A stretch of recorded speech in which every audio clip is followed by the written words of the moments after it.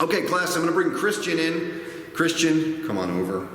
Christian's back with me. He's gonna help me demonstrate this. Couple things. So, Christian is my client, Christian is my partner. We're gonna work through the pull-up, so the vertical pull, positionally, how we should set up, as well as how I would spot him.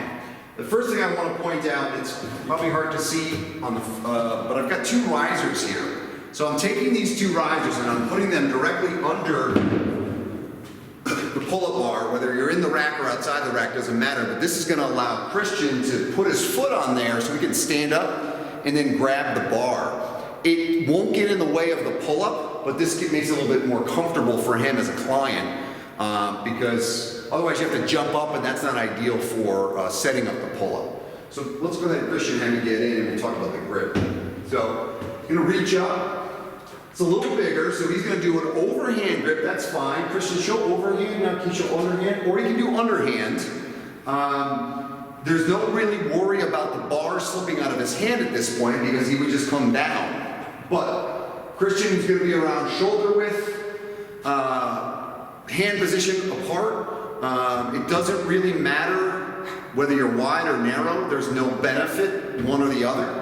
And the research is actually clear. The wider you go, that's often an anecdote that's told in gyms under the bro science category. The wider you go, the more latissimus dorsi you involve. That's not true. The reason, wider back. Yeah, wider back. That's actually not true. The research has looked at it. The width has no determinant on how much muscle activation you get. It's just the hand position. So if I do an overhand grip, an underhand grip, or a neutral grip, that changes the muscle recruitment to some extent. So it's more about what's comfortable for Christian. That feels good? That's wide back. That's wide back. This is showing you exactly how, that doesn't matter. So when they tell you that in the gym, do not listen to them, okay? So it's really what's comfortable. So two ways, I'm gonna help him, I'm gonna spot him on the first two. There's two ways to do this. Christian, let's have you do one. I can simply just get behind him like this, and so when he's ready, he's gonna step off. Good, go ahead and pull up. Good, and pause. So all I did was help push him up, really on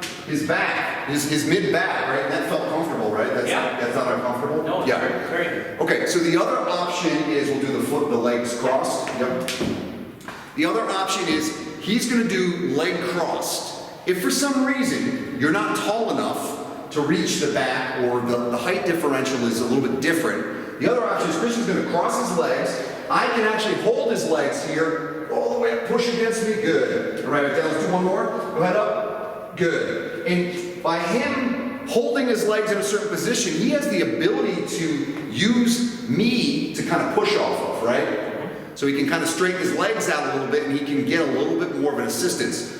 Two ways to spot the vertical pull, and obviously this is going to be more advanced. This isn't going to be something that you do, right out of the gate. So let's show you a variation really quickly. I've got, here at the facility, we've got what are called super bands. These are really, really high quality, heavy rubber bands. They come in different widths. So I've got some extremely small ones. I have even more small ones over there. Medium, and this is 4-inch. So the wider the band, the more assistance it'll give you. So this could be something that someone who really has very, very poor strength could still do an assisted pull-up using this band. So let me show you how this goes. I'm going to use the purple band, and you basically wrap it over and feed it through itself. Okay? Now I'm going to come on the other side of Christian, and I'm going to hold the band.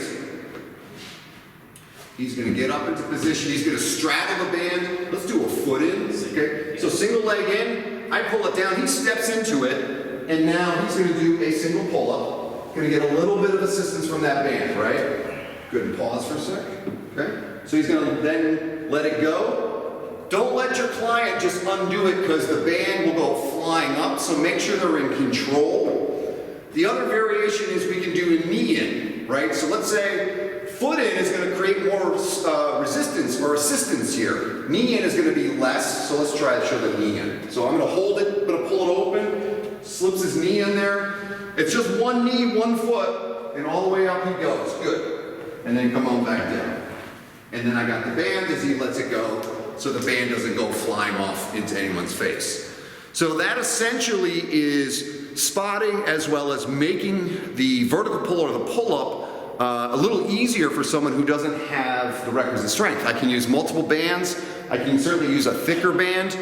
Just be wary that if you're using a thicker band, that means you're gonna have to pull a little bit harder down, and you've gotta make sure that they don't just let the band go so that it goes flying up or causes any injury. But that's a relatively standard way that we can make this pull-up work for someone who doesn't have the requisite strength early on in their training program.